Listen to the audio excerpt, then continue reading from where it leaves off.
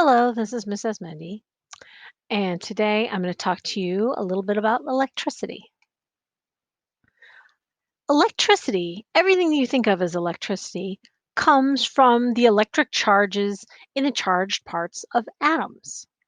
Okay, and every atom has some charged parts, and there are electrons and protons that have charges, neutrons do not. And electrons are what we most commonly see in being used in electricity. Now, these electric charges attract or repel each other. The opposite charges attract each other, so positive and negative attract each other, and like charges repel. So if there are two negative charges, they repel each other, they push away from each other. And if there are two positive charges, they push away from each other too. So if you try to squish them together, they will push back like a spring. And the opposite charges, if you try and pull them apart, they kind of pull together like stretching a spring. These charges can move and build up. And you have experienced this, and you can experience it again. If you have ever scuffed around in your socks on a carpet, or if you have like a fuzzy, fleecy blanket or something, you have experienced staticky charges. And there's a little interactive that we can do right now to show you. This is called John Travoltage, because voltage is the build up of opposite charges. And so we're going to scuff his foot on the carpet. And you can see these little negative charges are building up on him and spreading out over his body, which is what happens to you when you are scuffing on the carpet. And just like if you get his hand next to this doorknob, at some point, the little jump that the electricity has to make through the air um, won't stop the charge from jumping and running to ground. Okay? And we can see that like a little bit of charge goes out quickly, but if we move his hand farther away, you have to have a lot more charge to build up before it will jump. Because the Okay? So that's a little thing that you can play with, and it's kind of fun. You can adjust his hand, you can adjust his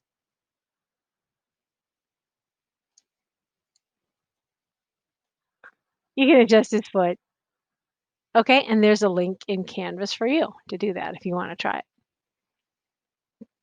Okay, lightning is a great big version of these built up charges moving. So it's the same exact thing that you have experienced when you have zapped yourself touching a light switch or a doorknob or something like that in the winter when it's very dry and staticky. And this lightning, it's the same exact thing, just much, much, much bigger.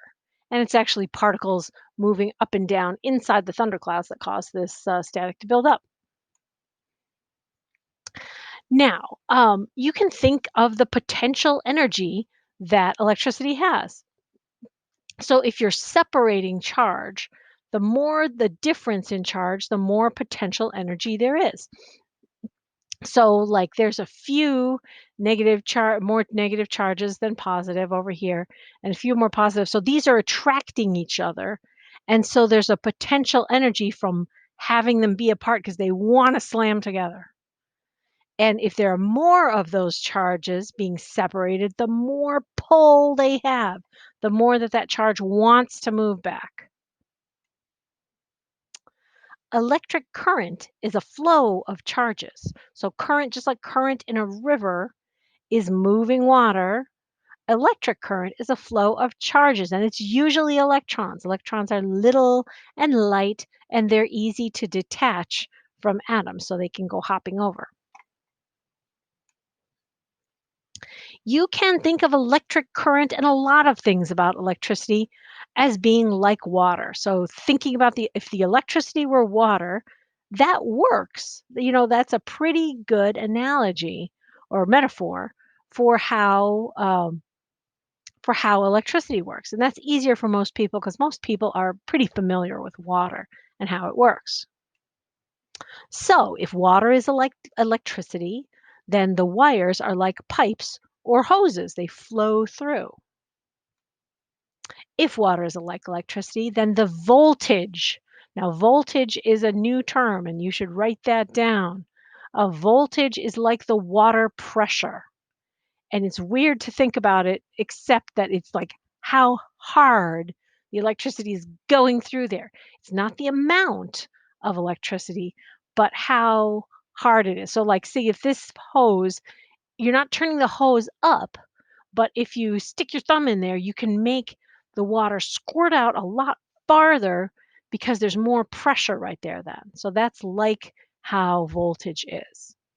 The unit for voltage is volts. So this one is easy to remember. And then the abbreviation for volts is capital V. So that's pretty easy. Voltage, volts, V. If water is like electricity, current is what we call how much of that water comes out at a time. Okay, so current is another important concept that you should write down. It's how much comes out, electricity comes out at a time. So not the pressure of it, but just how much, how many gallons. So here's low current because not very much water is coming out at a time. This is high current because a lot of water is coming out at a time. Um, and you could think of like a river could be moving very slowly, like a slow brown river, um, but it's moving a lot of water so it's a lot of current. The unit for current is amperes, and it's shown as capital A, but a lot of times people will call it amps, and you may have heard that. If water is like electricity, resistance, here's another vocabulary word that you need to know. Resistance is how much the flow is blocked, like if how the pipe is narrower, or as if you put like gravel inside the pipe. I kind of like to think of that way too.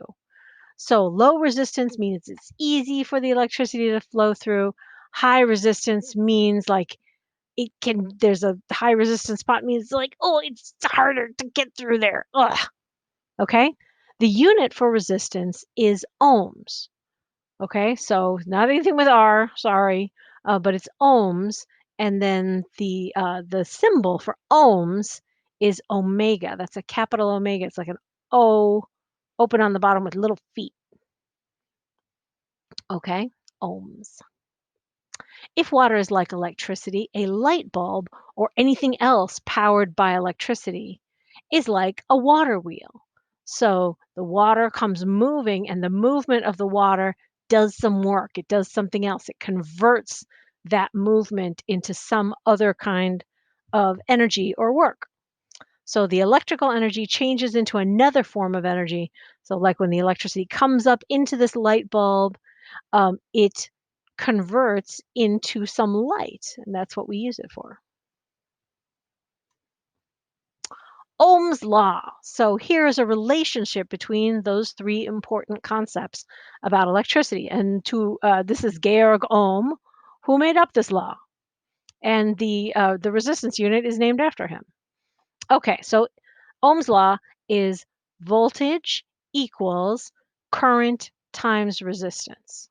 Okay, or V equals IR. So remember, voltage has the unit of volts, current has the unit of amperes, and resistance has the unit of ohms. Now, you may be wondering, like this rabbit is wondering, if why is current I and not C? That is so stupid. Why would they call it I? Ridiculous. It's current. And this other rabbit, who has taken physics before, says I is for intensité de courant, which is what Ampere, the scientist, called it. And here's Ampere, the scientist, saying, when you are a brilliant scientist, you can name things what you want, stupid rabbit. Okay, so that's how it is in science. It's first discovered, you get to name it what you want. Okay? It made a lot more sense in French, I guess. Intensity. Okay, but we call it current. Electric current has to run in a circle called a circuit because we have to have that movement of current for this work to get done. And if it's not moving, it does not work. So a battery almost works like a pump rather than like a source of electricity pouring out. It is like a pump that pumps uh, the electric current around.